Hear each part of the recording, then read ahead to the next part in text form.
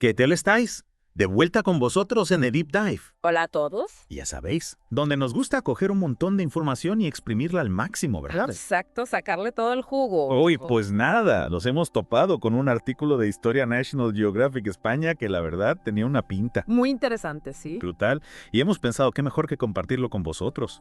Así que poneos cómodos porque nos vamos de viaje a Australia Occidental, año 1932. Preparaos para una historia que nos vais a creer. Allá vamos. Imaginad el panorama. La Gran Depresión está pegando fuerte en todo el mundo y Australia, pues imagínate, un país que dependía mucho de la agricultura. Lo estaban pasando bastante mal, sí. Bastante mal. Los precios del trigo por los suelos. Para colmo, una invasión de mood. Vayas nada. ¿Se imagináis? Esos pájaros enormes como avestruces, pero a la australiana arrasando con todo. Suena un poco a peli de serie B, ¿no? Una guerra contra pájaros. Pues sí, la verdad es que tiene un punto de película un poco peculiar. Pero como en casi todas las historias, hay un trasfondo importante. Resulta que estos emuses estaban causando verdaderos estragos en las cosechas de los agricultores, que muchos de ellos eran veteranos de la Primera Guerra Mundial. Hombres que ya lo habían pasado bastante mal y que ahora se encontraban con este nuevo problema. Imagínate, después de luchar en una guerra, vuelves a casa, intentas ganarte la vida honradamente y te encuentras con que unos pájaros gigantes te destrozan el sustento. Una situación desesperada desde luego. Total. Y claro, ¿a quién acuden estos agricultores en busca de ayuda? ¿A quién sí no? Al ejército australiano. Al ejército. Sí, como Lois. Pero esperad que aún hay más. Esto se pone cada vez más interesante. Porque no solo vamos a hablar de la intervención del ejército, sino de las increíbles tácticas de los emus, de ametralladoras que no dieron la talla y de cómo este conflicto se ha convertido en una leyenda, con videojuego incluido. Es increíble cómo algo que empezó como una preocupación real de unos agricultores ha acabado siendo una especie de mito, ¿verdad? Totalmente. Y además con ese punto de humor negro que tanto nos gusta, ¿no? Sí, desde luego. Bueno, vamos a meterlos en harina. Estos veteranos de la Primera Guerra Mundial, para intentar ganarse la vida, pues decidieron establecer un sistema de riego en una zona de Australia Occidental bastante seca. Una zona que no era precisamente la más fértil del mundo. No. Pero bueno, con esfuerzo y dedicación consiguieron que la cosa funcionase y empezaron a cultivar trigo. Y la verdad es que les iba bastante bien. Hasta que llegó la plaga emplumada. Ahí es donde empezaron los problemas. Resulta que las rutas migratorias de unos 20.000 emus pasaban justo por esas tierras después de la época de cría. Imagínate la escena. Miles de pájaros de 2 metros de altura con un hambre atroz, llegando a tus campos como si fuera un buffet libre. Un bofe libre y a reventar. Y estos emus de jojo que no vuelan pero corren que se las pelan. Pueden llegar a los 50 kilómetros por hora. Casi nada. Y con esas patas tan fuertes y esas garras afiladas, no solo se comían el trigo, sino que destrozaban las vallas, dejando el paso libre a otros animales, como los conejos, que también se apuntaban al festín. Un desastre total para los agricultores. Total. Y encima con la Gran Depresión apretando, el precio del trigo por los suelos. La llegada de estos inquilinos con plumas fue la gota que colmó el vaso. Tenían que hacer algo. Desesperados, los agricultores decidieron acudir a un viejo amigo, Sir George Pearce, un antiguo compañero de armas que ahora era ministro de Defensa. Menudo cambio de tercio. De las trincheras al ministerio. Le dijeron, oye George, que tenemos un problemilla con unos pájaros un poco grandes.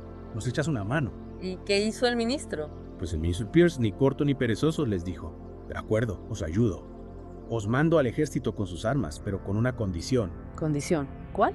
El gobierno de Australia Occidental se encargaría del transporte de las tropas, pero los agricultores tendrían que proporcionarles comida, alojamiento y pagar las balas. Una especie de kit de supervivencia militar financiado por los propios agricultores. Exacto. Y no solo eso, el ministro Pierce, que era un tipo listo, vio en esa situación una oportunidad para darles un empujoncito moral a los agricultores. Un empujoncito moral, ¿cómo? Mandó a un fotógrafo para que documentase la gran batalla contra los emus. Para que la historia quedase inmortalizada. La épica lucha del hombre contra la bestia emplumada. Menuda publicidad para el ejército. Y ahora, así fue como el mayor Gwyneth Purvis Wyn Aubrey Meredith, junto con el sargento S. McMurray y el artillero J. O'Halloran, se pusieron al frente de esa peculiar misión. Con 2 ametralladoras Lewis y 10.000 cartuchos. Ahí es nada. Sonaba victoria segura, ¿verdad? Sobre el papel, sí.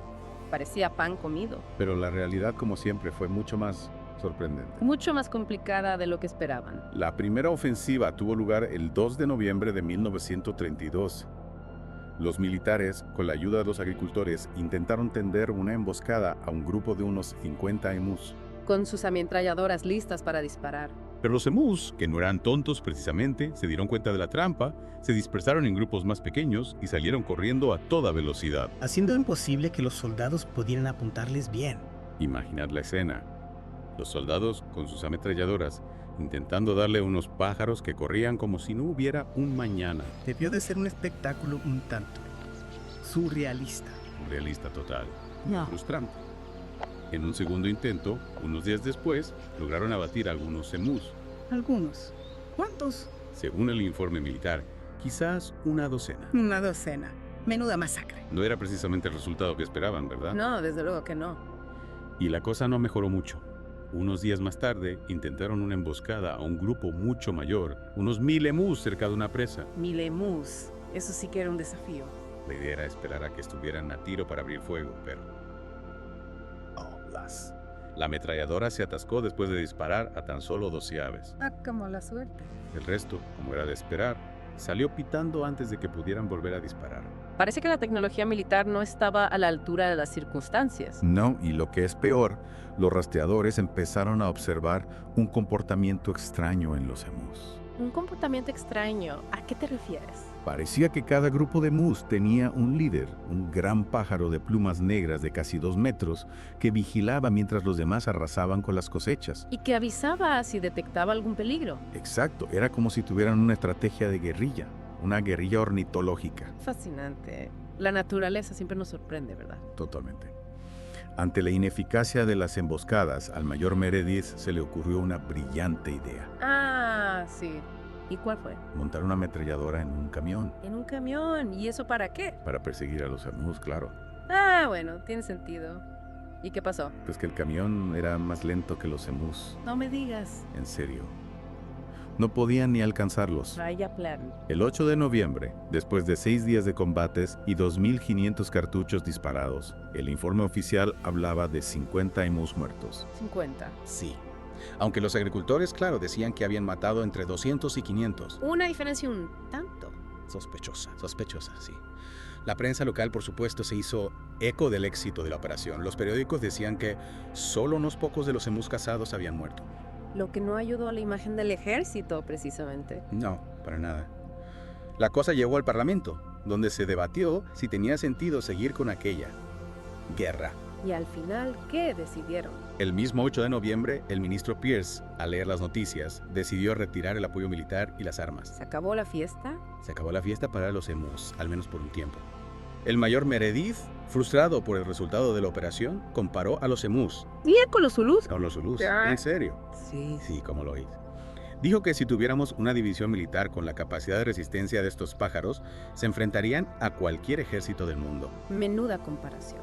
Incluso llegó a decir que eran como tanques, invulnerables a las balas. Debió de estar bastante afectado por la experiencia. Pues sí, la verdad es que la retirada del ejército fue una alegría para los emus, que volvieron a sus andadas, destrozando cosechas a diestro y siniestro.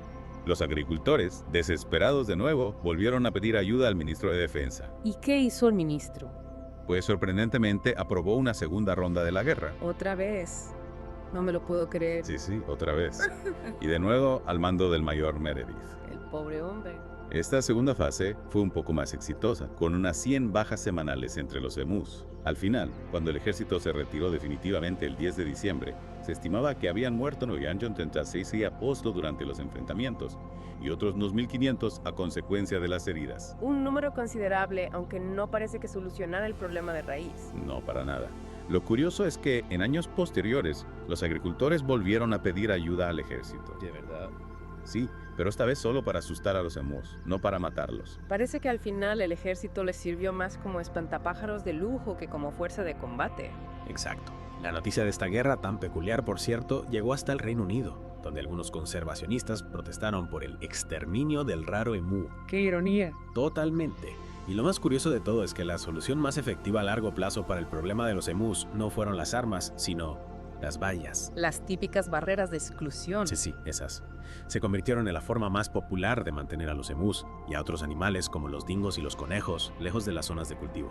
A veces, la solución más sencilla es la más eficaz. Sin duda. Y mucho más barata que una guerra. Y lo más increíble de todo es que la Gran Guerra del Emú ha trascendido la historia para convertirse en un meme de internet. Y en un videojuego, Emo War. ¿Quién lo iba a decir en 1972? Es increíble cómo algo tan peculiar puede acabar formando parte de la cultura popular.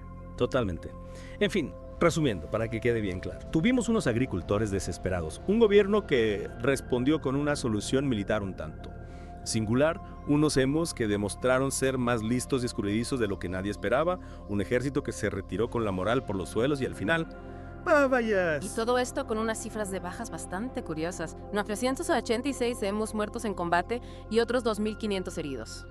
Y para acabar convertidos en meme y protagonistas de un videojuego. La historia a veces es más rara que una película de ciencia ficción. Absolutamente. Y si pensamos en ello, podemos sacar algunas conclusiones interesantes. En un mundo lleno de problemas complejos, a veces los adversarios más inesperados pueden ponernos a prueba de maneras que jamás imaginaríamos. Exacto.